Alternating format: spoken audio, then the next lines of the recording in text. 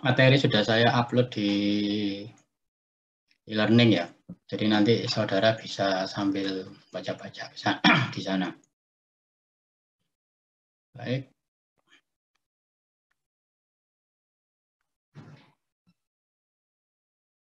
Nah,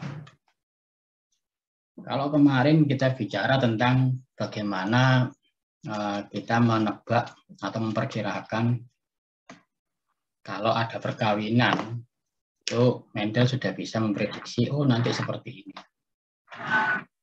Tapi sekarang Anda harus tahu bahwa ternyata dunia itu kompleks. Ya.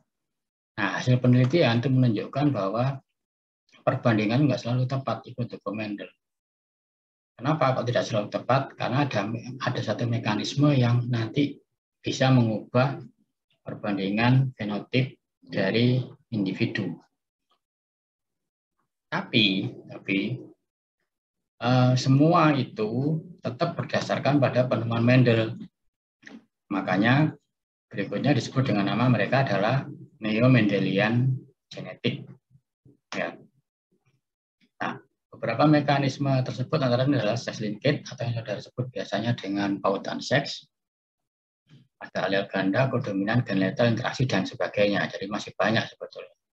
Ya, nah, kita pelajari beberapa yang terkait. Nah, saudara sudah tahu kasus yang pertama yaitu yang namanya sex linkage, ya, atau yang biasanya kita sebut ya dengan nama gen terangkai kelamin pada manusia. Ya. Nah, sejak dulu saudara sudah tahu, sudah diberitahu ada beberapa penyakit yang terkait dengan manusia yang juga hanya dijumpai pada kromosom X. Ya, contohnya kalau di FKG itu terkenal dengan nama gigi coklat. Ya, ini disebabkan oleh gen dominan. Biasanya dia kurang email. Ya. Nah, yang gen resesif ini yang saya beri warna merah. Ini sudah saudara ketahui sejak SMP. Ya, sejak SMP sudah tahu yaitu buta warna dan hemofili. Terus ada anodontia. Anodontia itu kira-kira apa? Sasa. Maaf Pak, saya belum pernah dengar anodontia. Tapi dari namanya masa enggak tahu.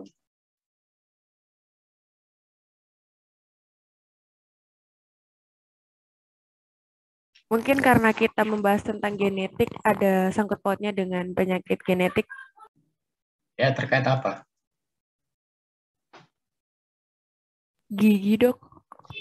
Ya, jadi dari namanya langsung tahu loh sebetulnya. Jadi saudara itu sebetulnya kalau belajar biologi saya enggak tahu sejak SMP itu bagaimana belajar biologinya. Ya. Jadi namanya kita tahu. Dentis itu akhirnya kan gigi. An itu kan berarti tidak. Berarti anodontia itu dia tidak mempunyai gigi. Jadi dia ompong sejak lahir. Ya. Terus ada juga sindrom Lehnian, hidrosefali dan sebagainya. Dan hidrosefali. Nah, itu kalau pada manusia. Bagaimana pada hewan? Pada hewan ada kucing. Yang kemarin minggu lalu sudah saya tunjukkan pada saudara kalau kucing belang 3 atau bahasa kerennya adalah kucing kaliko. Itu pasti betina. Tidak ada kucing belang 3 yang jantan. Makanya kalau ada kelainan, kucing belang 3 jantan harganya mahal. Tapi dia biasanya steril.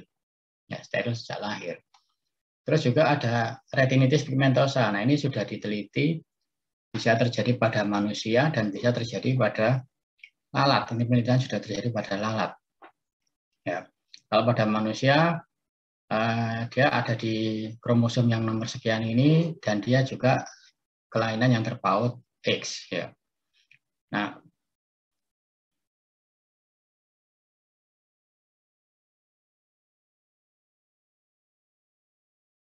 lama. Oh, biasanya tidak bisa keluar ya.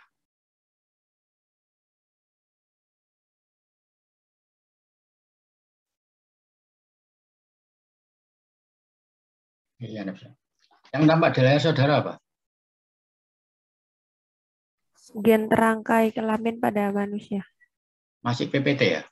Iya, masih PPT. Ya, Pak, masih PPT. Oh, oke.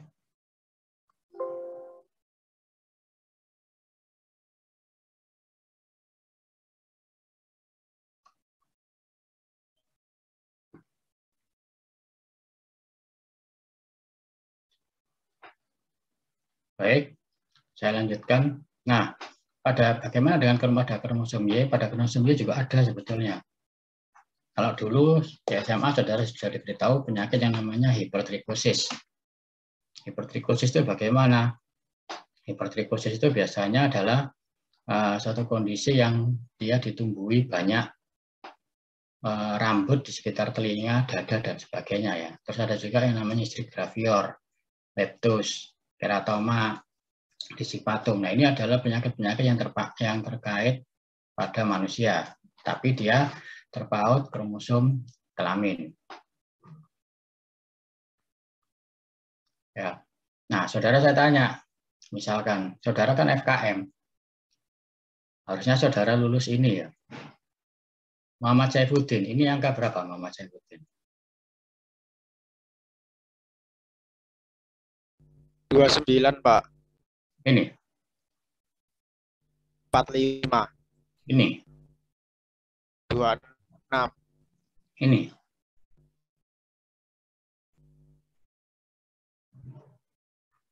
Itu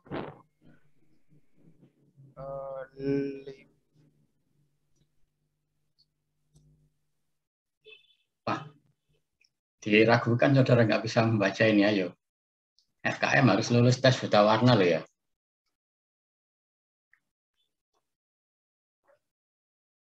Dwinda, ini angka berapa Dwinda? Itu enggak ada angkanya, Pak. Oh, enggak ada angkanya, oke. Nah, Saifuddin enggak lulus ini ya ternyata ya. Jadi kalau Anda berpenglihatan normal, maka Anda akan membaca 2945 tidak ada 26. Tapi kalau Anda buta warna merah hijau, Anda hanya bisa membaca angka 70, tidak ada, 5, dan tidak ada. Demikian seterusnya. Ya.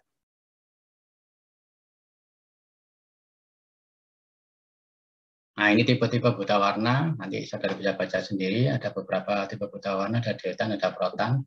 Nanti ada buta warna total, ada buta warna parsial juga. Ya. Oke. Nah, ini yang saya katakan kemarin, kita bahas kucing kaliko ada kucing belang 3, itu biasanya pasti betina. Yang tidak ada kucing belang 3 yang jantan. Nah, ini adalah kondisi yang hipertrikosis. Ya, banyak ditumbuhi rambut, cuman rambutnya kadang-kadang tidak normal. Jadi dia seperti ini.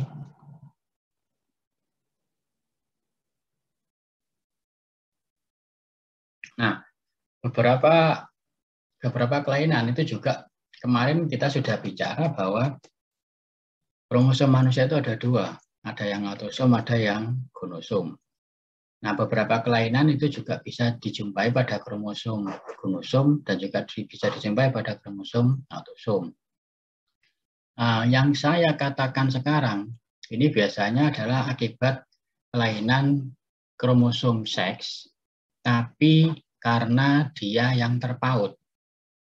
Kan kemarin kalau Mendel katanya tidak terpaut kan, harus bebas kan dia, gametnya kan ya. Nah sekarang ini adalah karena dia harus terpaut. Nah karena dia harus terpaut, maka kelainan pada seks kromosom itu kita jumpai ada sindrom Turner, Klinefelter, Triple X, dan sindrom Jacob. Nah, nanti bisa saudara baca di catatannya. Ya. Jadi, tapi yang jelas, kalau saya tanya sama saudara, apakah ada kemungkinan orang atau kelainan itu dia bersifat gini misalkan. Dia mempunyai kromosom 45 Y0. Ada enggak ini?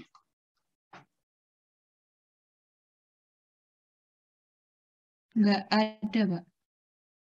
Kenapa? Karena siapa enggak ada?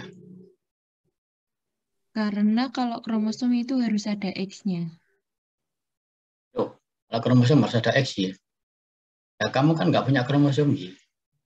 Maksudnya harus ada X-nya, Pak, bukan Y. Oh, harus ada X-nya. Iya. Ya, jadi pada manusia itu kromosomnya harus ada kromosom X. Ya. Kenapa harus ada kromosom X? Kalau manusia punya kromosom X berarti dia hidup. Tapi kromosom Y itu menyebabkan perbedaan jenis kelamin. Jadi berapapun ada kromosom X, ada satu saja kromosom Y, pasti dia jantan.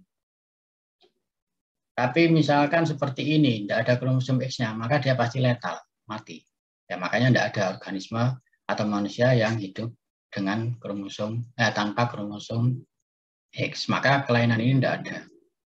Jadi saudara bisa nebak kalau ditanya ini jenis kelaminnya apa, Turner ini. Turner ini pasti jenis kelaminnya adalah betina, wanita. Ya, Klinefelter pasti laki-laki. Kenapa laki-laki? Berapapun punya kromosom X, satu kromosom Y, dia pasti laki-laki. Ya, triple X. Ini bukan film yang triple X itu ya, lain ya. Nah, ini triple X yang kelainan, maka individunya pasti wanita. Dan ini adalah sindrom Jacobs, ini adalah laki-laki pasti, ya laki-laki. Ya itu. Nah, bagaimana dengan pada autosom? Pada autosom ini juga akibat dari peristiwa pautan. Jadi di Mendel itu semuanya harus bebas, katanya Mendel. Tapi kalau tidak bebas, maka ada beberapa macam kelainan. Contoh yang pertama adalah sindrom Down. Ini sindrom yang paling banyak ditemukan. Ya. Kenapa paling banyak ditemukan? Karena biasanya ini kromosomnya jumlahnya 47 dan kromosom nomor 21 ada 3. Makanya jumlah kromosomnya adalah 47.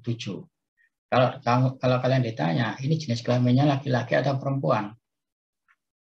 Jawabannya bisa laki-laki, bisa perempuan, karena tidak melibatkan kromosom.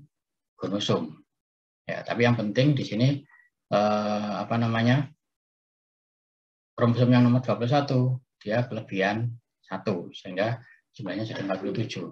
Ada sindrom Edward. Ya. Nah, tadi saya katakan sindrom Down ini sekarang paling banyak, ya paling banyak ditemukan di sekitar kita. Kenapa?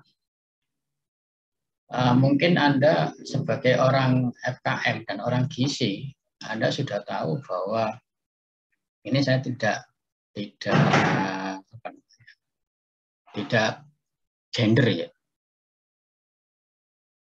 Sindrom Down itu banyak dilahirkan karena dalam tanda kutip kesalahan seorang ibu.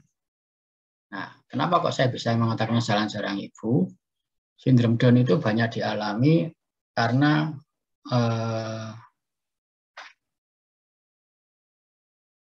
menikah di usia lanjut.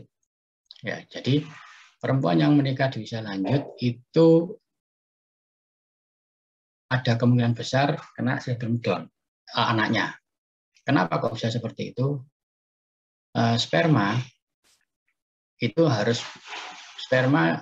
harus membuai ovum. Nah, itu kalau dia dijalankan itu harus kuat untuk menyeberangi ovum. Kenapa? Karena ibaratnya manusia harus bisa menyeberangi Selat Madura. Ya, Anda bisa bayangkan dari Tanjung Perak ke Madura renang. Kalau tidak kuat pasti mati di tengah jalan, ya kan? Nah, jadi spermanya harus kuat. Bagaimana dengan ovumnya? Ovum itu yang dibuai kan diam di tempat. Kan dia tinggal menerima saja. Jadi ceritanya di sini banyak terjadi karena dalam tanda kutip kesalahan ovum. Tapi saya harap nanti dengan kuliah ini Anda jangan beralasan sama orang tua saudara sesudah ini minta cepat-cepat untuk menikah ya. Nanti alasannya, nah daripada nanti anaknya kena sindrom Down kan gitu ya. Nah itu bahaya kalau Anda pakai alasan, wah katanya dosen saya harus segera menikah supaya anaknya tidak sindrom Down gitu ya. Nah, terus ada juga sindrom Edward. Sindrom Edward ini biasanya kelebihan di kromosom nomor 16, 17, atau 18. Ada juga sindrom Pato. Nah, ini ada 13, 14, 15 ini yang kelebihan. Dan ada juga sindrom Cray-Duquette. Nah, kenapa kok istilahnya Cray-Duquette? Tahu enggak? Kenapa kok disebut istilahnya Creduket? Creduket itu karena yang menemukan orang Perancis. Ya, coba yang menemukan orang Indonesia, dia namanya bukan Creduket. Ya, apalagi kalau yang menemukan orang Jawa, maka namanya pasti Tangisan Simeong gitu ya. Ya, kenapa disebut Creduket? Kan bahasa Inggrisnya adalah cry itu kan nangis. Ya. Jadi tangisannya seperti kucing. Nah, ini adalah akibat delesi. Ya, delesi berarti kekurangan atau patahnya sebagian lengan kromosom di kromosom yang nomor 5. Nah, ini yang autosom. Ya. Nah, ini adalah orang sindrom Turner. Ya. Ciri khasnya dia gini ya. Ini ciri khasnya. Kan kalau leher manusia itu biasanya gini. Ya. Tapi ini biasanya ada semacam disebut leher bebek atau disebut dengan nama baby neck. Ya. Nah, ini adalah orang sindrom Down, ya. Tapi matanya bagus loh ya, irisnya. Ini bisa kalian pakai ini, iris kayak gini nih ya. Nah, ini adalah sindrom Klinefelter. Ya, dia laki-laki tapi mirip dengan perempuan karena payudaranya dia tumbuh. Ya. Nah, ini adalah sindrom Patau, ciri khasnya dia bibir sumbing. Ya. Dan ini adalah sindrom Creduket. Nah, secara normal, secara fenotip dia tampak normal. Nah, kemarin ramai dibicarakan di podcastnya Deddy Corbuzier, yaitu tentang LGBT. Ya, tentang LGBT, kenapa kok ramai? Karena kaum LGBT itu sebetulnya ada 3 akibat. Pertama adalah akibat genetik, kedua adalah akibat hormon, ketiga adalah lingkungan. Ya, yang kita bahas sekarang adalah akibat genetik. Nah, sesuai dengan namanya hermafrodit, maka dia pasti mempunyai 2 jenis kelamin. Ya, kenapa kok bisa seperti itu? Karena ceritanya pada umur 7 minggu setelah fertilisasi, kondisi seks itu sama. Anda mungkin sudah tahu di calonnya embrio itu ada saluran Wolfi, ada saluran Muller. Ya, dua-duanya itu ada pada saat waktu embrio. Perkembangan kedua saluran itu ditentukan oleh kromosom mana yang akan membuahi. Ya. Nah, Anda perhatikan sekarang ada hermafrodit sejati. Yang namanya hermafrodit sejati itu ternyata dia punya testis dan ovum. Ya. Atau dia punya ovotestis, ovarium dan testis di sisi lain. Atau dia punya ovarium dan testis di kedua sisinya. Nah, itu adalah hermafrodit sejati. Jadi betul-betul di tubuhnya ada ovarium dan testis. Bagaimana dengan pseudohermafrodit? Pseudohermafrodit, misalkan pada laki-laki dia testisnya nggak berkembang sempurna, tapi sebaliknya genital eksternalnya juga meragukan, tapi dia mirip dengan jadi laki-laki yang bersifat laki-laki, ya, tapi testisnya nggak berkembang. Ya. Nah, inilah yang kemarin diributkan. Ya. Terus ada yang hermafrodit laki-laki seperti wanita. Ya. Jadi ada laki-laki yang bersifat seperti wanita. Contohnya payudaranya berkembang, tapi tidak punya penis, mohon maaf. Ya. Nah, terus ada juga pseudohermafrodit yang wanita. Nah, ini semuanya mengakibatkan terjadinya kelainan seksual. Jadi ini contohnya pseudohermafrodit. Jadi kalau ini dia ada testisnya, tapi juga ada ovariumnya nanti. Ya, oke.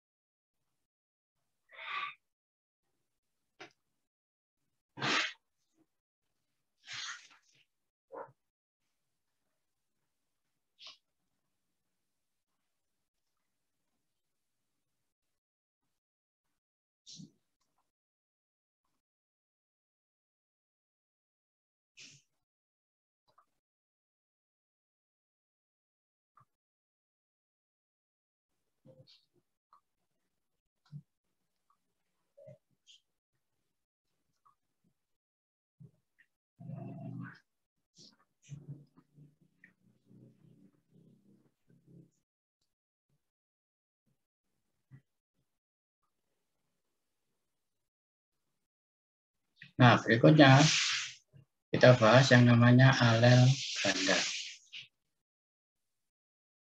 Sudah tampak ya, saudara ya? Sudah, Pak.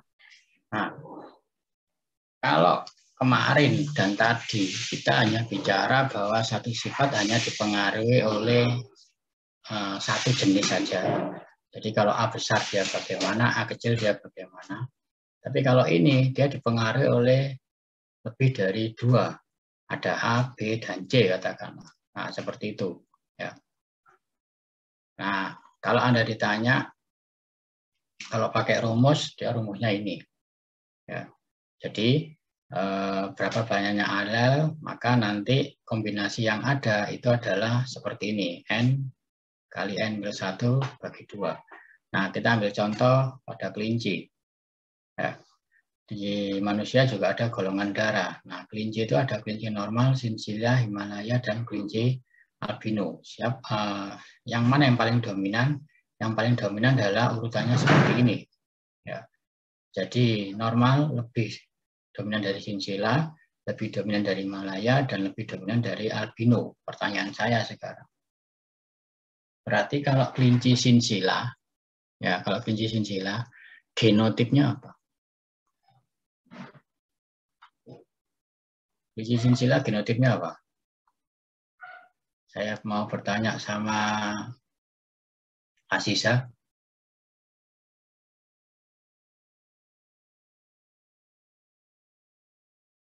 Halo, suaranya nggak kedengaran Aziza. Iya, Pak. Kelinci sinsila itu genotipnya apa? Genotipnya CH.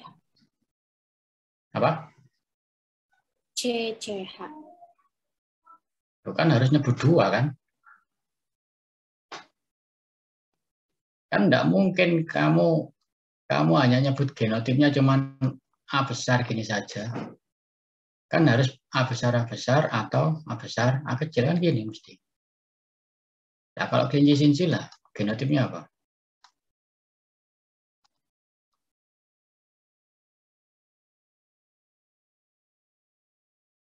Noviana Dwi, bisa dibantu?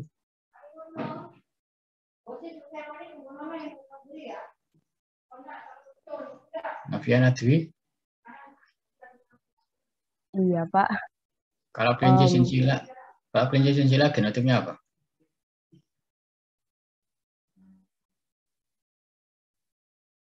Mungkin C plus CCH. C plus CCH. Ya enggak mungkin. Kalau C plus CCH berarti dia kelinci normal. Loh, kalian di SMA enggak diberitahu ya? Rahma Wulan. Gimana Rahma Wulan?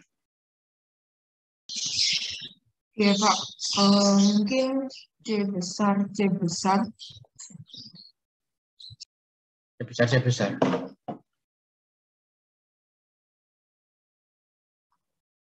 Jadi ceritanya, kalau Anda ditanya, kelinci sinsila itu genotipnya bagaimana?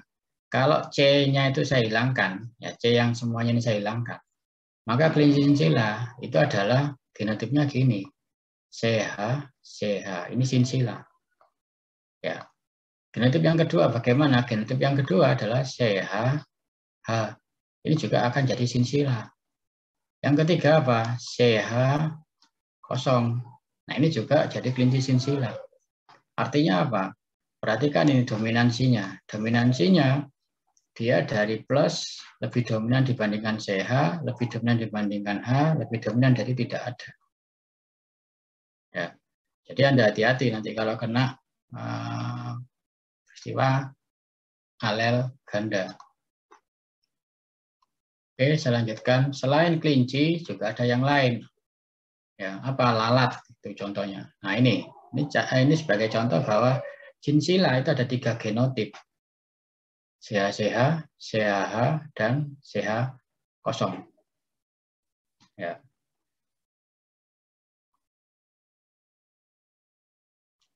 Nah, pada warna mata itu juga warna matanya Drosophila itu juga kasus alel ganda. Terus Berikutnya adalah golongan yang pada manusia adalah golongan darah ABO. Ya, ini biasanya dikontrol oleh 3 alel yang ada di kromosom yang nomor 9. Ya, ini yang harus Anda ketahui. Nah,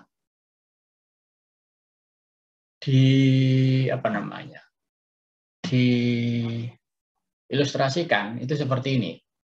Kalau golongan darah A itu dia punya antigen A. Kalau dia golongan darah B, dia punya antigen B. Tapi kalau dia AB, dia punya kedua antigen tersebut. Kalau tidak ada, berarti dia golongan darah O. Ya, ini contoh penggambaran secara ilustrasi. Ya. Nah, ini juga sama. Nah, ada sesuatu yang harus Anda ketahui, yaitu ada perkawinan yang namanya inkompatibilitas. Apa itu inkompatibilitas? Destriana Putri, kalau kamu pernah komputer itu harus kompatibel gitu katanya. Apa artinya? Nggak tahu, Pak. Kok banyak yang nggak tahu ini gimana? Yang lainnya, Siva.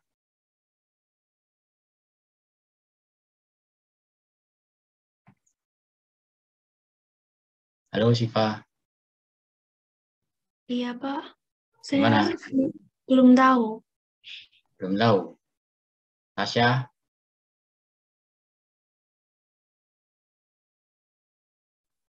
Kurang tahu, Pak. Masa enggak tahu sama sekali. Kompatibel itu artinya apa? Kompatibel itu artinya adalah cocok. Inkompatibel artinya enggak cocok. Ya. Artinya apa? Sebagai contoh, kalau ibu golongan darah O, bapaknya golongan darah A, kebetulan nanti akan punya anak golongan darah A. Maka ternyata sebagian besar anti A yang ada di ibu itu akan bertemu dengan antigennya A yang ada di bayi. Nah, itu yang akan menjadikan terjadinya peristiwa aglutinasi sehingga dapat dikatakan mengalami keguguran. Ya, mengalami keguguran atau embrio hilang pada saat awal sebelum ibu hamil. Ya. Jadi banyak kasus di masyarakat kita positif hamil tapi ternyata keguguran, sering keguguran. Nah, itu juga bisa jadi perkawinan yang inkompatibilitas ini. Ya. Atau pada sistem resus. Sistem resus itu juga ada peristiwa yang namanya erythroblastosis fetalis. Apa itu erythroblastosis fetalis? Kalau ibunya RH negatif, punya anak ibunya RH negatif, bapaknya RH positif, punya anak RH negatif, punya anak RH positif, maka anak yang pertama itu bisa selamat. Ya. Jadi ceritanya gini, kalau ibunya RH negatif, ya ibunya RH negatif, ini ibu, itu RH negatif, terus kawin dengan seorang suami, bapaknya itu RH positif, ya RH positif. Nah anaknya RH positif. Jadi anaknya itu RH positif. Nah, anak yang pertama ini, RH positif ini, tidak masalah, selamat. Tapi kalau anak yang kedua RH positif, maka anak yang kedua pasti mati. Nah, kenapa kok mati? Terjadi peristiwa erythroblastosis fetalis. Kasusnya sama. Nanti RH ibu akan merusak eritrosit bayi. Ya. Kalau karena Anda bicara tentang fisiologi, Anda karena orang kedokteran, tentang fisiologinya bagaimana? Tentang fisiologinya yaitu kalau misalkan dari dalam tubuh kita, misalkan saya kurang oksigen, apa yang kira-kira yang dilakukan oleh sel tubuh kita?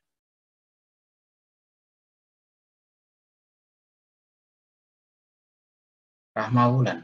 Apa yang terjadi Rahma Wulan pada sel tubuh kita, Rahma Wulan? Mungkin terjadi kerusakan, Pak. Nah, supaya tidak terjadi kerusakan, apa yang harus dilakukan?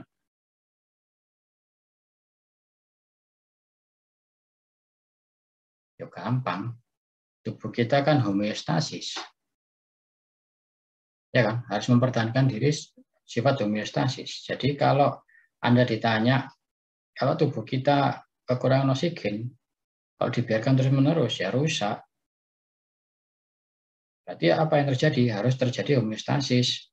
Bagaimana caranya homeostasis? Maka produksi sel darah merah. Ya. Peningkatan produksi sel darah merah, maka itulah yang terjadi dalam tubuh kita. Nah, sama dengan kasusnya di sini. Ini bayi mengatakan dia eritrositnya selalu hancur. Ya berarti dia lama-lama harus memproduksi eritrosit terus. Nah, masalahnya bayi yang memproduksi tadi, ya bayi yang produksi tadi itu ternyata apa yang terjadi? Yang terjadi adalah dia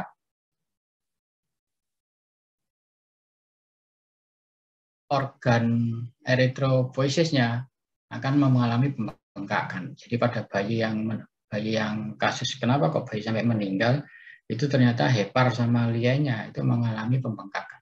Nah, itu yang terjadi pada kasus erythroblastoses fetalis. Nah, dari sini maka kemudian kita tahu bahwa perkawinan itu harus cocok. Ya, kalau orang Jawa bilang ada bobot, bibit, dan bebek. Jadi itu artinya benar. Bobot, bibit, dan bebek itu artinya memang harus cocok. Kalau tidak cocok malah bahaya. Ya. Nah, karena salah satunya akan menyebabkan kematian, maka sekarang kita tahu bahwa ternyata tidak semuanya tidak bisa berjalan dengan normal begitu saja. Ya, tidak bisa semuanya berjalan normal begitu saja. Kok bisa? Iya, berarti ada sesuatu yang membuat kematian. Nah, kalau membuat kematian itu, maka kemudian apa yang terjadi? Yang terjadi adalah kita mengenal ada kasus yang kita sebut dia dengan nama gen letal. Sampai sini dulu, ada yang tanyakan? Tidak ada? Oke, kasus gen letal. Artinya apa? Letal itu artinya pasti mati, ya kan? Nah, berarti ada gen tertentu yang mampu menyebabkan kematian. Ya, tapi biasanya dia harus dalam kondisi homozigot. Cuman homozigotnya bisa dominan atau resesif. Dan kematiannya bisa masih embrio atau sesudah dewasa. Kalau kematian masih embrio, biasanya di SMA sudah disebut dengan nama gen letal saja. Tapi kalau sesudah dewasa, itu biasanya disebut dengan nama gen letal yang gen semi letal. Ya, tapi di perguruan tinggi, kita tidak mengenal semi letal atau gen full letal. Biasanya kalau di SMA Anda dikenalkan semi letal itu biasanya hemofili. Hemofili termasuk semi letal. Kenapa kok semi letal atau subletal? Jawabannya kematiannya biasanya sudah dewasa, terutama pada wanita pasti dia sesudah M. Sudah M dia pasti meninggal itu katanya. Makanya mereka menyebutnya sebagai subletal atau semi letal. Ya. Nah, yang harus Anda ketahui adalah bahwa kalau dia gen letal dominan, ya kalau gen letal dominan, individu heterozigotnya cacat. Ya, genotip heterozigotnya pasti cacat, tapi dia dapat hidup. Sedangkan yang kalau letal resesi, individu heterozigotnya tidak tampak cacat. Ya, seakan-akan normal. Ya, seakan-akan normal. Nah, masalahnya keberadaan gen letal itu akan selalu ada. Ya, kenapa kok selalu ada? Karena dia pasti minimal ada pada individu yang bersifat heterozigot. Ya, walaupun dia ada yang mati sejak lahir, tapi paling tidak individu heterozigot ada. Nah, kalau individu heterozigot ada, kalau dia pas kawin yang pas apes, ya, pas apes itu artinya ketemu juga sama individu yang heterozigot, maka bisa memunculkan anak yang bersifat letal. Ya, bisa memunculkan anak yang bersifat letal. Nah, itu. Makanya kenapa selalu ada. Beberapa kasus gen letal, misalkan kita pada hewan dijumpai misalkan pada ayam creeper. Ya.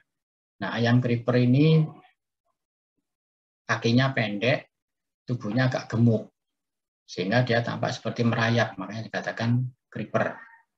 Ya, atau sapi Dexter, ya, atau anak sapi dengan wajah seperti bulldog. Nah, itu. Kalau pada manusia dan tikus atau pada lalat ada yang namanya aniridia. Jadi dia tidak punya iris. Ya. Nah, itu sudah diketahui. Nah, terus ada juga brachifalangi. Brachifalangi itu Anda kalau perhatikan ruas jari saudara itu ada 3, kecuali jempol. Ya, ruas jari saudara ada 3, kecuali jempol. Nah, brachifalangi itu dia tidak mungkin salah satu ruas jarinya itu menyatu, jadi tidak ada 3. Ya, itu contohnya.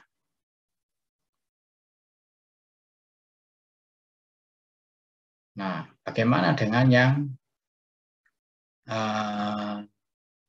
resesif? Ada.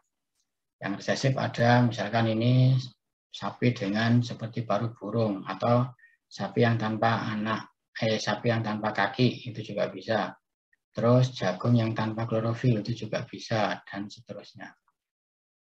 Ya. Nah, ini juga pada manusia ada, namanya manusia ichthyosis congenita. Ya. Jadi kalau dia kulitnya kering, itu terus kemudian di bayi itu kan sering ada lipatan ya. Bayi sering ada lipatan, maka dia di lipatan-lipatannya itu pembuluh darahnya pecah. Nah, itu yang mengakibatkan kehilangan darah sehingga nanti mengakibatkan kematian, bahkan saking ini kayak ditutup lilin tubuhnya. Ya, kayak ditutup lilin tubuhnya itu juga bisa terjadi kasusnya.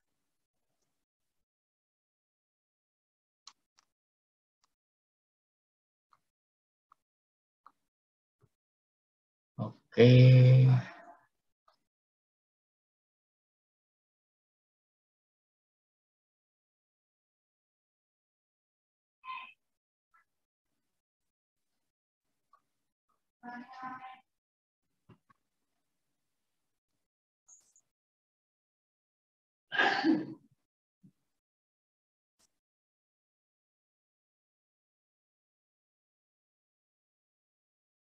Nah, bagaimana dengan perhitungannya?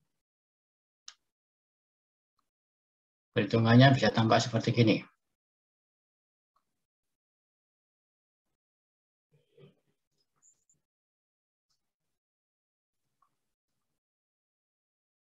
Ya. Nah, sebagai contoh misalkan pada mencit itu ada ini. Itu kalau ada huruf Y-nya dia berwarna kuning dan dominan. Kalau tidak ada dia normal. Terus ada lagi yang lain yaitu kalau ada T besar dia ekornya pendek, T kecil dia ekornya normal. Tetapi hati-hati, embrio yang bergenetik dominan untuk kedua gen tersebut akan mati sebelum lahir. Pertanyaannya, nah, silakan dijawab sebagai latihan soal. Oke? Silakan mengerjakan.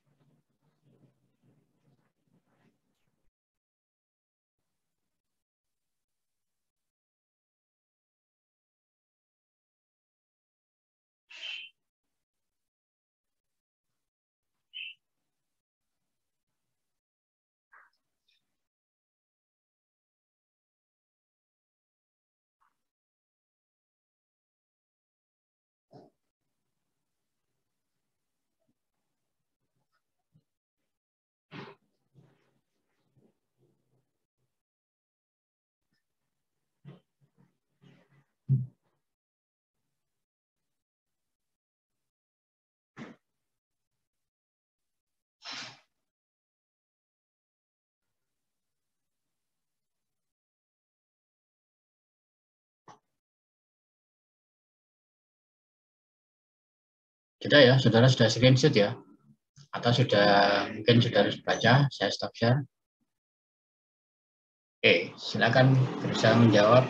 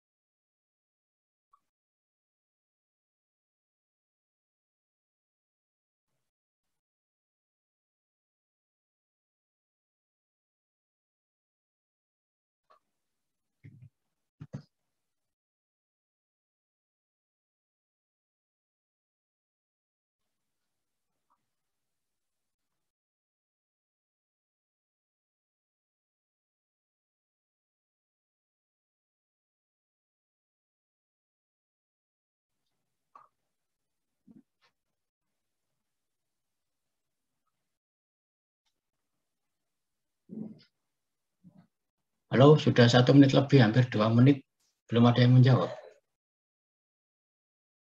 Loh, kemarin janjinya 1 soal 1 menit.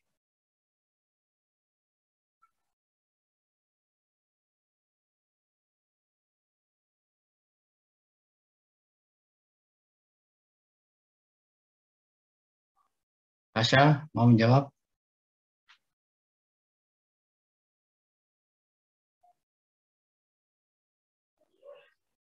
Suara saya terdengar enggak?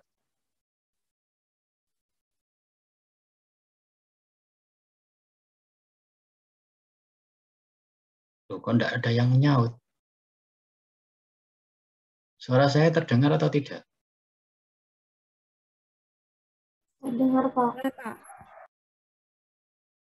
Oke, Tasya, silakan jawab. Gimana, Tasya?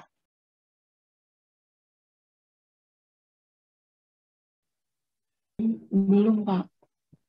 Kok belum?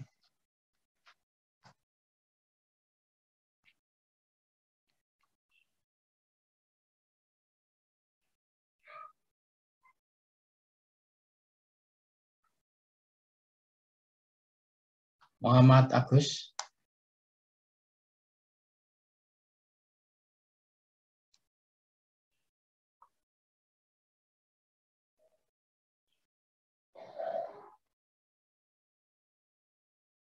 Belum juga, Pak.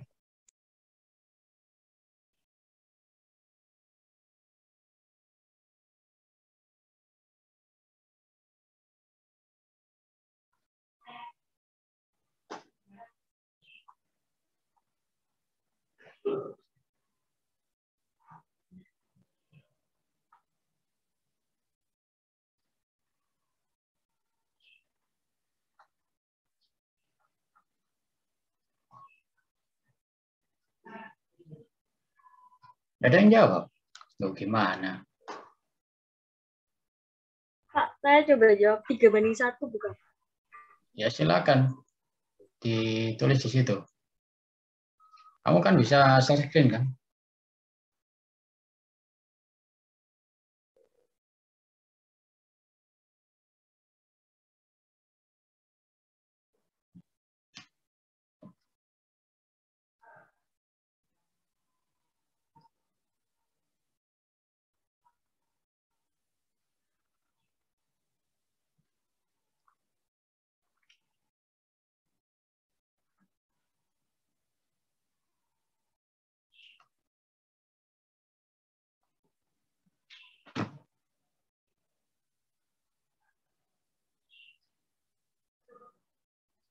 Yang mau jawab siapa? Sasanggita. Saya Kok ada chat dari Sasanggita? ini kasih tahu pakai WhatsApp.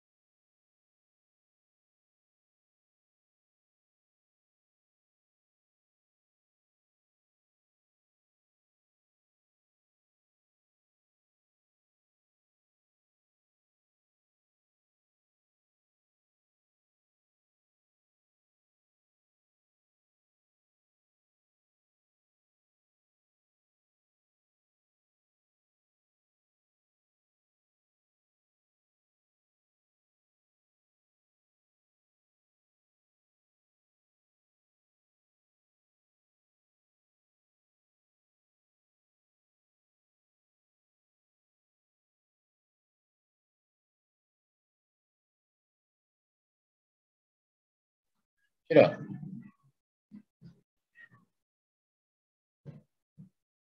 Oke, jawaban teman saudara Katarina, ya Katarina tadi ya. Katarina jawabannya adalah 3:1. Bagaimana dengan pendapat saudara yang lain? Enggak, Salma godek-godek katanya. Berapa Salma jawaban Salma?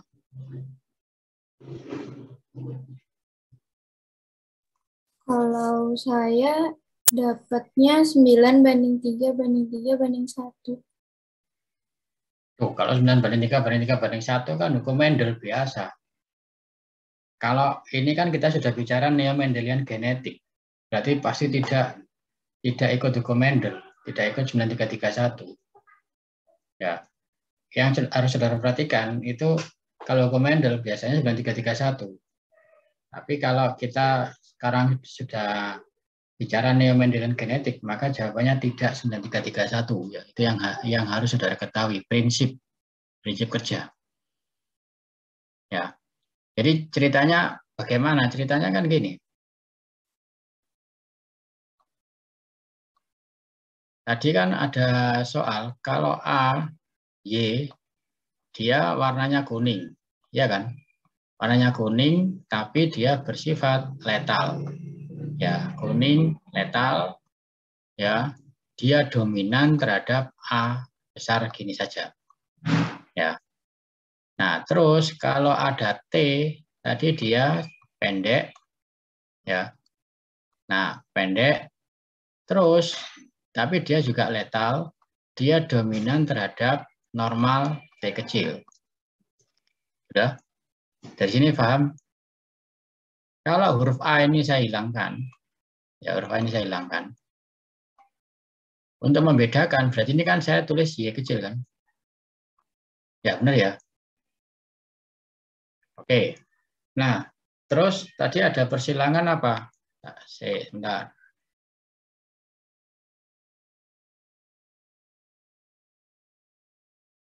Dua kuning pendek, Pak.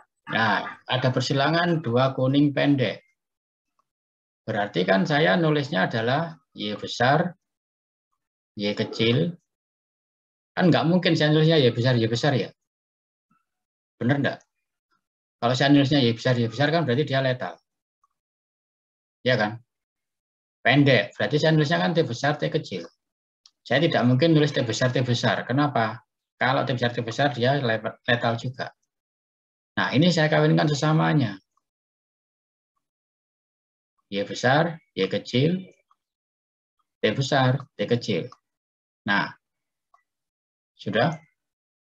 Sekarang perhatikan ini, kalau saya silangkan sama ini, pasti nanti saya bicara genotipnya, pasti ada 3 genotip. Ya benar ya? Ada 3 genotip dengan perbandingan 1:2:1 kan ya? Dengan perbandingan 1:2:1. Kenapa saya harus bicara dengan 3 genotip? Ingat, genotip yang pertama ini pasti letal. Karena dia Y besar. Kalau ini saya kawinkan dengan ini juga akan mendapatkan 3 genotip. Sama, yaitu 1:2:1 dengan catatan yang ini pasti letal juga. Ya, pasti letal juga. Berarti yang hidup kan tinggal yang ini saja. Ya, yang hidup kan tinggal ini saja. Berarti nanti yang hidup itu nanti hanya ada. Ya, pasti hanya ada 4:2:1. Nah, yang hidup hanya ini saja. Kalau mau dirinci, 4 ini pasti dia kuning pendek. Ya, 4 ini pasti kuning pendek. Terus yang 2 ini dia pasti kuning normal. Yang 2 ini pasti normal pendek. Dan yang ini pasti dia normal. Nah, hanya ini saja yang hidup.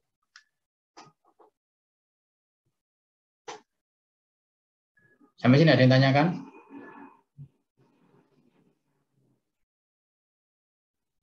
Tidak ada? Berarti pertanyaan kedua tadi, kalau dia dapat melahirkan 12 ekor, ya kalau dia dapat melahirkan 12 ekor, maka nanti di situ berarti yang mati itu tidak dihitung. Jadi nanti tinggal itu saja yang dihitung. Tentu saja nanti akan dibulatkan. Ya. Ada yang ditanyakan?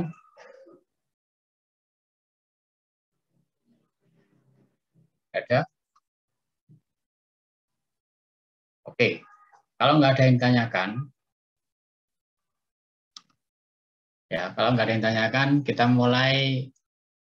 Saya ingin memberi tambah nilai bagi saudara. Ya, saya ingin memberi tambah nilai bagi saudara. Tapi sekali lagi saya tuh heran, repotnya saudara saya tambahin nilainya enggak mau. Ya, saya mau tanya, Anda mau saya beri soalnya anak SMP atau anak SMA?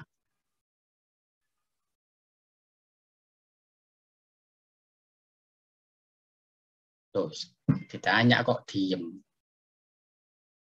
Kalian tuh kalau ditanya kok diem aja itu kayak ditanya sama orang tuanya mau nikah atau tidak gitu ya. Kok keberatan sekali kalau mau nikah atau tidak gitu ya.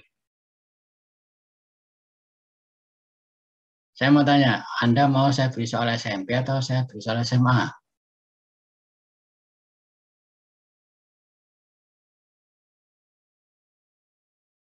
Dinda mana Dinda?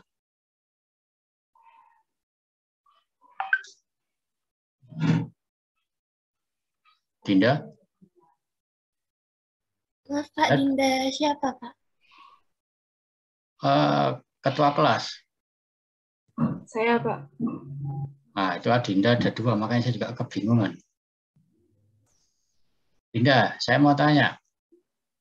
Karena kamu ketua kelas, kamu mewakili teman-temanmu, kamu mau diberi soal SMP atau SMA?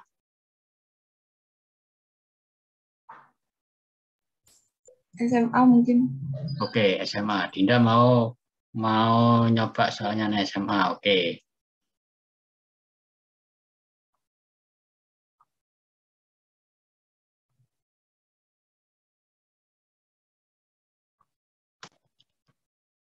Ya. Ini ada Dinda tidak mau soal SMP, katanya terlalu ringan. Ini soalnya SMP. Ya benar ya? Ini kan soalnya SMP ya? Ya, betul ya, soalnya anak SMP. Nah, Dinda mau soalnya anak SMA. Oke, saya beri. Ini soalnya anak SMA loh ya. Loh, SMA ya, benar ya. Saya enggak ngarang ya. Soalnya anak SMA. Oke. Soalnya anak SMA ini Anda perhatikan 180 menit. Ya, 180 menit. 180 menit itu ada 50 soal. Ya, 180 menit itu ada 50 soal. Tapi satu soalnya ada 4. Berarti kan soalnya ada 200. Berarti kan rata-rata satu soal 1 menit. Ya. Jadi nanti Anda akan mengerjakan, saya sudah berbaik hati, harusnya mereka satu soal 1 menit. Saya sudah berbaik hati, nanti silakan kerjakan soalnya. Anda harus jawab A, B, C, D. Ya, Anda harus jawab A, B, C, D satu soal. Itu maksimal harusnya kan 4 menit maksimal. Saya sudah nambahin nanti menjadi 5 menit. Ya, 5 menit kalau Anda bisa mengerjakan soal itu, ya 5 menit kalau Anda bisa mengerjakan soal itu, tentu saja jangan hanya menjawab B atau S saja, tapi dengan alasannya. Ya, 5 menit kalau kalian sudah bisa mengerjakan soal itu, maka saudara saya beri poin 8. Jadi nanti kalau nilai UAS saudara 70, maka dengan tambahan bonus ini akan mendapat 78. Oke? Nah, kita nyoba Sekali lagi, dalam waktu Anda pakai stopwatch ya. Jadi Anda nyalakan stopwatch, nanti siapa tahu Anda tidak percaya bahwa loh kok waktunya cepat sekali gitu ya. Anda pakai stopwatch, silakan dicek stopwatchnya. Nanti kita cek sama-sama betul enggak waktu yang saudara lakukan itu sudah 5 menit katakan. Oke.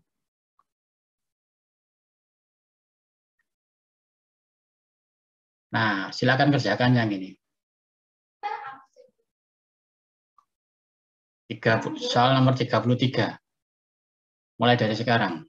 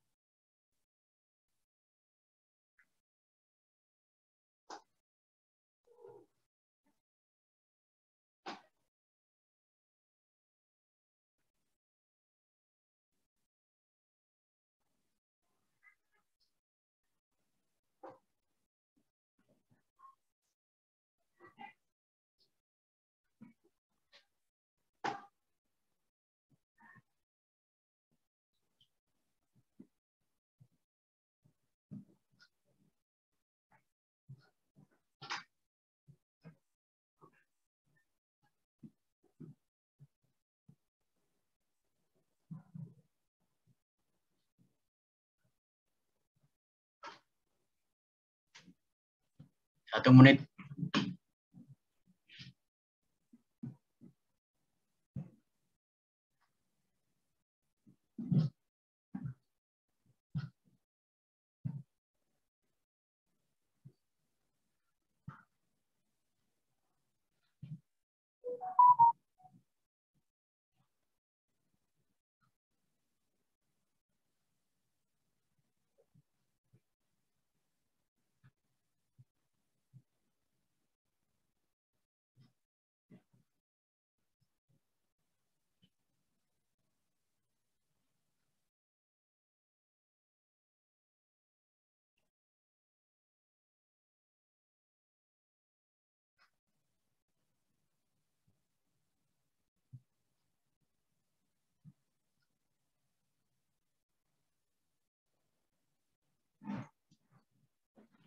Dua menit.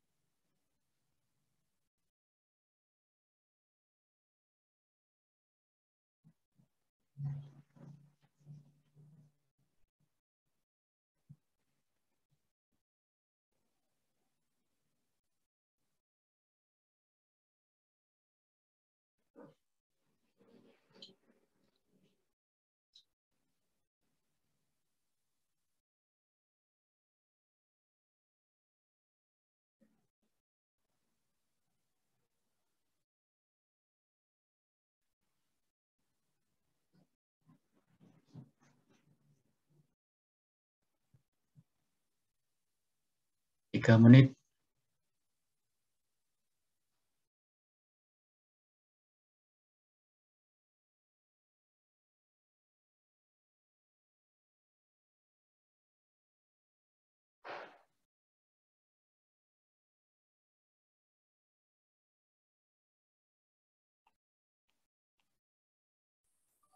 Izin menjawab, Pak.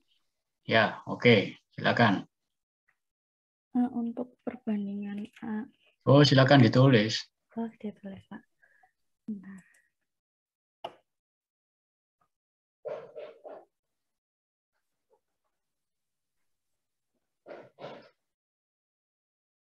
Untuk dapat poin 8 harus betul semuanya loh ya. Iya, Pak, saya izin mencoba. Kan tadi genotipnya kan ada Agak keras suaranya. tadi kan genotipnya ada G besar sama G kecil. G sama G. Terus ada gen yang besar N kecil sama W kecil N kecil. Terus habis itu tadi kan bersilangannya heterozigot, berarti G besar G kecil sama G besar G kecil kali W besar N kecil. N-nya dihilangkan saja biar nggak bingung. N besar N kecil kan Pak. N besar. Berarti W besar W kecil toh. W besar W kecil.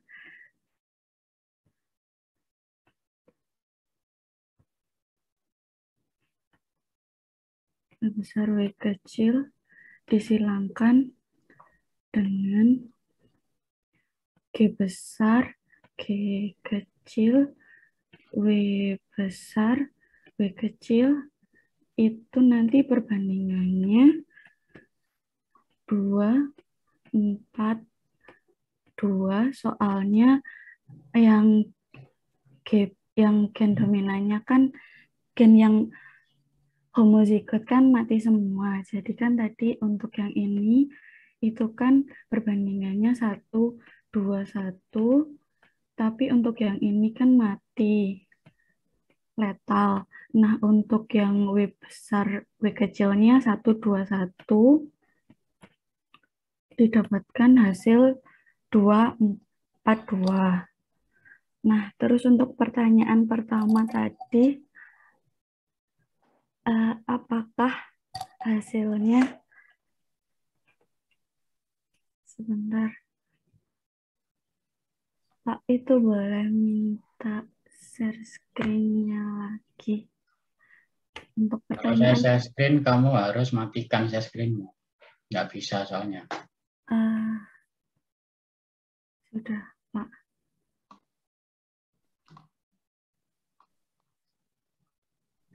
Tadi kan didapatkan hasil 242. Jika tikus selalu menghasilkan 1 ekor anak tiap kali hamil, kemungkinan didapat tikus tanpa rambut ada. Sebentar. Kamu jawab dulu. Ya, kamu jawab dulu. A, B, C, D-nya itu apa? Misalkan betul semua, salah semua gitu. Yang AB salah, yang CD itu benar. AB salah, CD benar ya? Iya. Oke, AB salah, CD benar. Oke, sekarang tampilkan share screen-mu.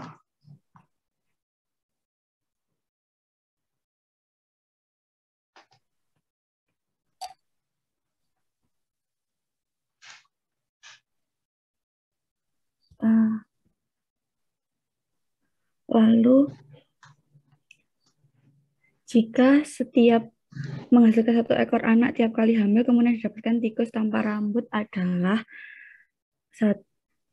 setengah. Padahal ini tadi itu adalah semuanya heterozigot, jadi semuanya berfenotip hairless karena tikus heterozigot itu tidak berambut. Jadi yang tidak berambut itu semuanya. Jadi kamu nulis gini loh, misalkan A itu sama dengan A itu, misalkan kamu tadi ya Pak. A itu apa, terus kemudian alasannya bagaimana, gitu maksud saya.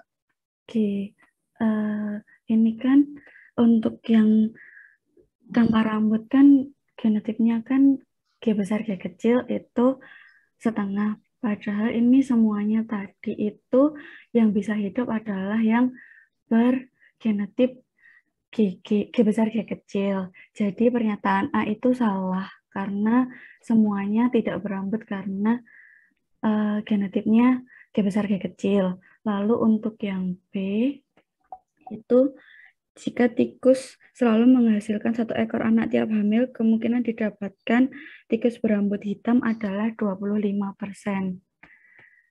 Tikus berambut hitam itu kan W besar W kecil. W besar W kecilnya itu 25%. Itu salah karena dari perbandingan 1, 2, 1 ini tadi, sifat W besar itu dominan terhadap W kecil, jadi fenotip yang berambut hitam itu ada 3:1.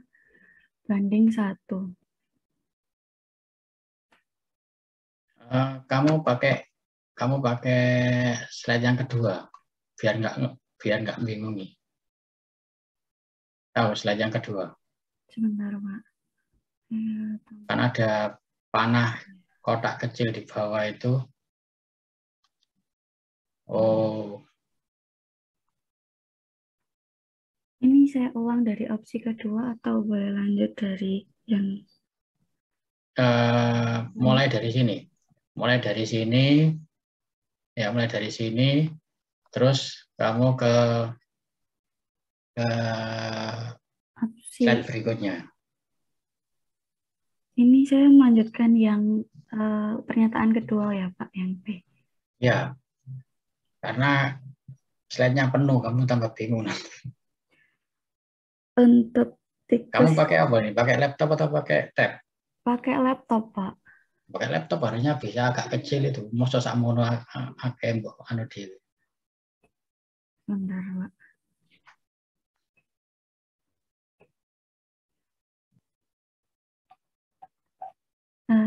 Tadi yang opsi B kan Jadi maksud saya itu gini loh, kamu jawabnya ya A itu kamu tadi bilangnya salah, katakanlah ya, betul ya?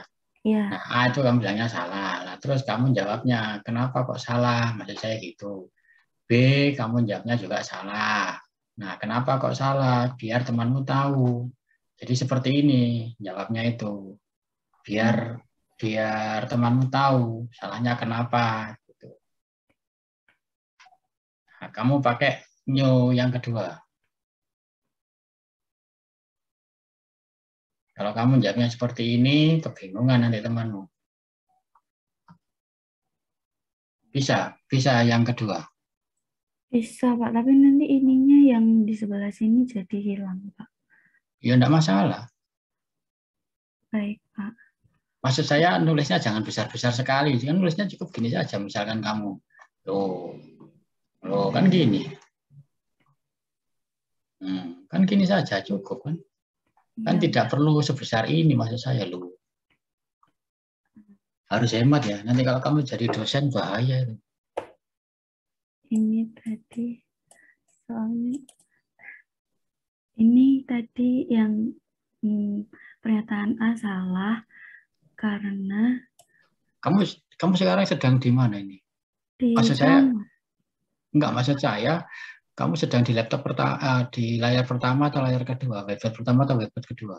Web kedua. Ini yang tampak masih whiteboard yang pertama ya? Saya tanya yang lainnya. Yang whiteboard pertama yang ini, Pak. Saya mau tanya, yang lainnya itu bisu atau tidak sih? Kok kalau ditanya tidak ada yang jawab itu? Sudah kedua, Pak. Kenapa? Sudah slide kedua. Loh kok aneh? Saya kok masih slide yang pertama? Pertama, Pak. Tuh kan? Pertama, Pak. Pindah sendiri mungkin, Pak. Pindah sendiri, mencet di slide. Ini ada kotak-kotak page. Terus mencet page 2.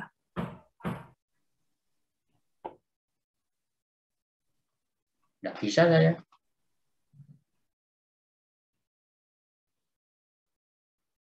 Apakah sudah terlihat, Pak? Udah Pris.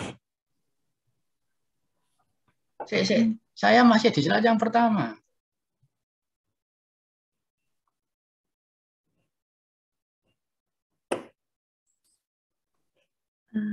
Wah kacau ini nih. Saya masih melihat di slide yang pertama ya, bukan slide yang kedua. Di pojok kiri itu ada page, Pak. Itu mungkin bisa dipencet, lalu dipilih slide yang kanan. Saya coba yang mana? Coba kalian anotet. Yang atasnya tulisan new itu, Pak. Kalau di Apa? saya atasnya tulisan new, kalau di Atasnya saya tulisan new, oke, ya page pojok kan. kiri. Iya, itu dipencet angka 2-nya, di lingkarannya itu dipencet, lalu yang sebelah kanan yang whiteboard yang masih kosong. Itu Pak slide keduanya. Saya di slide kedua saya tuh masih kosong. Ini loh ya. Sebentar. Saya akan nyoba share screen ya. Tuh, dipakai ini.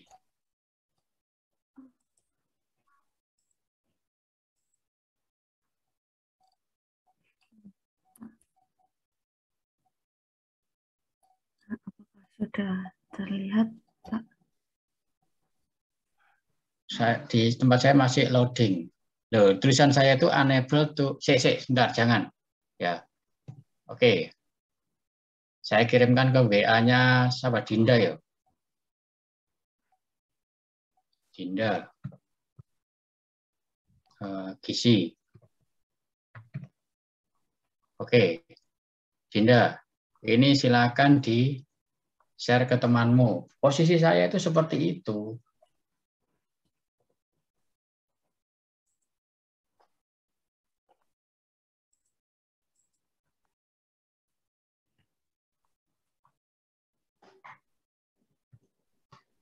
Di retreat tidak bisa, Pak. Oke, di retry kan ya. Oke, Dinda. Ini kalau saya retry hasilnya.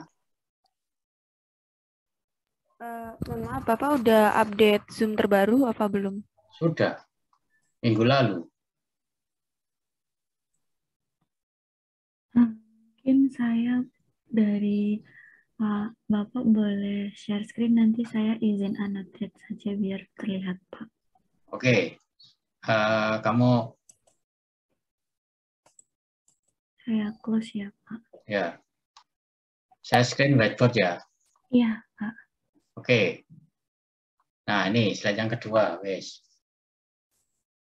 Saya izin annotate ya, Pak. Ya. Saya boleh lanjut dari pernyataan yang A. Oke, silakan. Untuk pernyataan yang A itu salah karena tadi di pernyataannya bahwa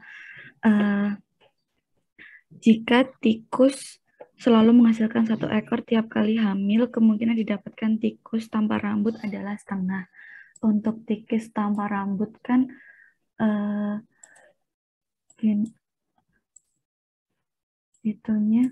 genotipnya kan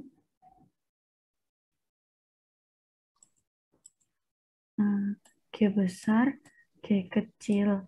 Nah, itu didapatkan setengah. Padahal dari perhitungan dari pernyataan yang pertama, tikus dengan genotip homozigot resesif bersifat letal, tikus dengan fenotip letal akan mati di dalam kandungan. Berarti didapatkan bahwa tikus tanpa rambut itu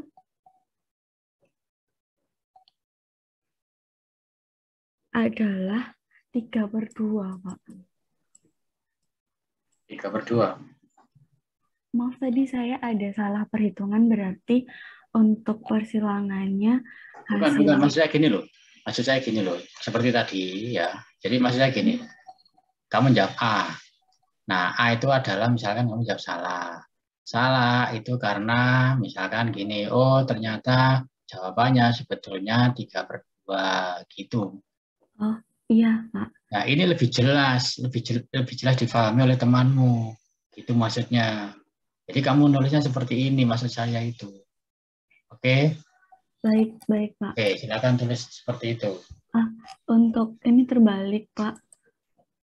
Maksudnya Kenapa? Terbalik maksudnya untuk yang A itu hasilnya 2/3,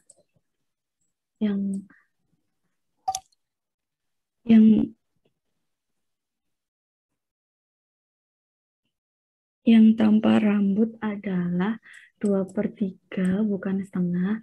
Lalu untuk yang B itu benar. Untuk yang B, yang berambut hitam, tikus yang berambut hitam itu adalah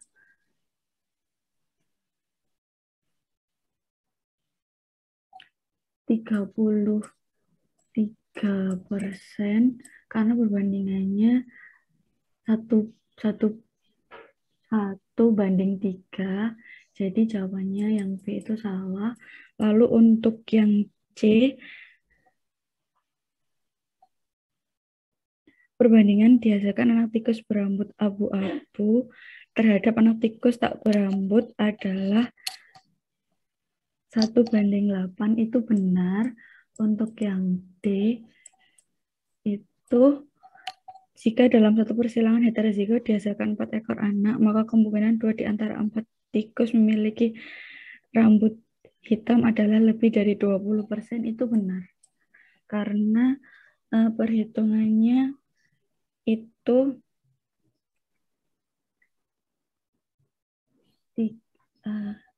1/3 kali. Benar.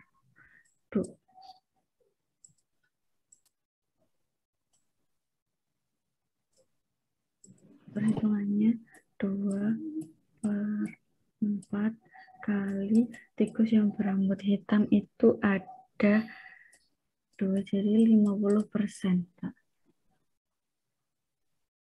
Lebih dari 20%, jadi benar. Tapi jawabanmu 50% ya? Iya. Oke. Jadi di sini kamu salah, ya. Yang A ini salah, yang B ini juga salah ya? Iya.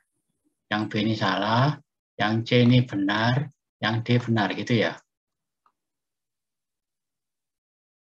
Iya, Pak. Ya, benar ya. Nah, oke.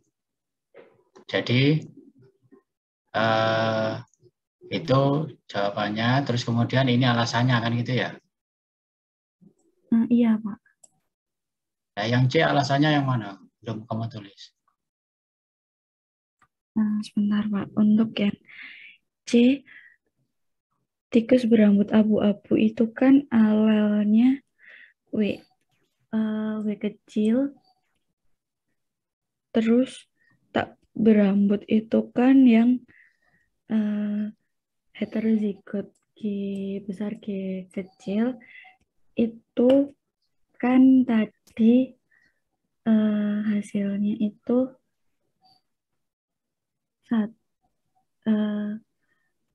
hasilnya itu kan perbandingannya kan ada 1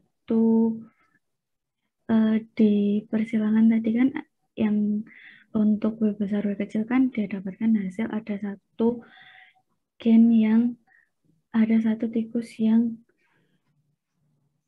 resesif.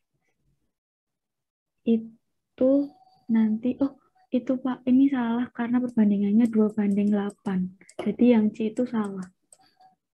Oh, yang C salah ya? Iya, Pak. Jadi perbandingannya 2/8 ya? Iya. Oke. Jadi kalau saya tidak hanya bisa melihat ini, saya tidak bisa memberi nilai yang ini. Ya, kenapa saya tidak bisa memberi nilai yang ini? Kalau ini betul ya, kalau ini betul itu bisa saja Anda coba-coba. Tapi saya akan bisa memberi nilai, saudara paham atau tidak, itu dengan alasan yang ini. Ya.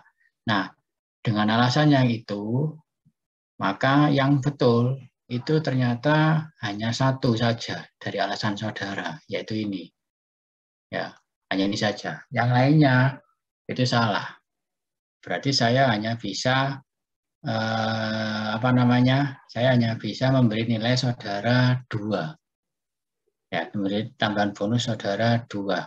Yang lainnya salah. Oke, berarti yang lainnya silakan dijadikan PR di tugas kelompok saudara, kumpulkan 3 hari lagi. Ya, kumpulkan 3 hari lagi. Priska 3043. 3043. Priska Ayu Nabila Ramadanti ya. Nah, iya, Pak. Oke, ada tambahan bonus 2 bagi saudara minggu ini. Oke, jadi sekali lagi yang betul hanya ini, alasannya ini semuanya salah. Nah, ini silakan jadikan PR di kelompok saudara yang saudara buat itu.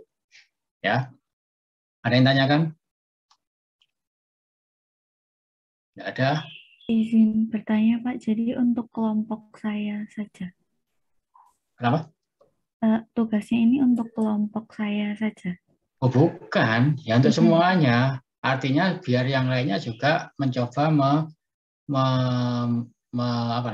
menjawab soal tadi, biar terlatih. Kalau enggak, kan ada nilai tugas. Ya, jadi di sana ada nilai tugas, nah silakan dikerjakan itu. Ya, ada yang tanyakan? 3 hari lagi saya tunggu maksimal jam 12. Ya, 3 hari lagi berarti 1. Oh, tanggal 1 pas hari libur, oke. Tanggal 1 Juni, ya terakhir 1 Juni jam 12 pas hari libur. Kalian masih bisa melekan itu. Ya, ada yang tanyakan? Permisi, Pak. 3 hari kan, Pak? Yang agak keras suaranya. 3 hari kan, Pak? Kok tanggal 1 ya? Oh, sekarang tanggal 31, Pak. Ayo, hari pertama kan? Tanggal 2 nggak sih, Pak? Tuh, ayo 31 kan hari pertama kan? Hari keduanya tanggal berapa? Tanggal 1. Hari ketiganya tanggal 2, Pak. Oh iya, sorry. Tanggal 2, ya betul. Tanggal 2. Tanggal 2 silakan dikumpulkan maksimal jam 12. Oke. Ada yang tanyakan? Nah, itu bisa untuk nilai tugas saudara. Ya. Ditulis tangan, ya. Saya tidak mau kalau diketik, karena copy paste kalau diketik. Tulis tangan, terus kemudian Anda pakai scan PDF ya. Anda pakai scan apa itu biasanya yang pakai PDF itu programnya namanya apa? Lupa saya. Scanner. Ya, cam scanner. Pakai cam scanner baru nanti kirimkan ke saya. Ya, kirimkan ke email ini. Kirimkan ke email ini.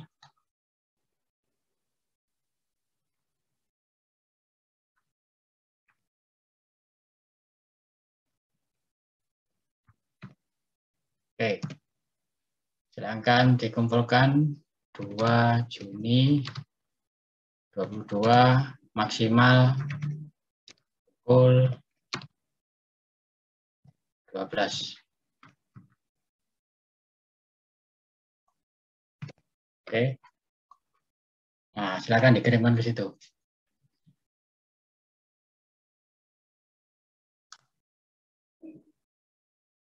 Ada yang tanyakan? Tidak ada? Permisi Pak, izin bertanya. Ini satu kelompok satu apa tiap orang di satu kelompok itu ngerjain sendiri-sendiri? Satu kelompok satu. Kalau tiap orang email saya langsung penuh. Saudara itu 80 mahasiswa ya. Jadi satu kelompok cukup 1 orang saja. Hanya ketua kelompoknya saja yang mengirimkan. Jangan semuanya. Terus nanti ditulisi kelompok berapa saudara. Ya. Baik, kalau tidak ada pertanyaan, kita akhiri. Kita ketemu lagi minggu depan. Assalamualaikum warahmatullahi wabarakatuh. Waalaikumsalam.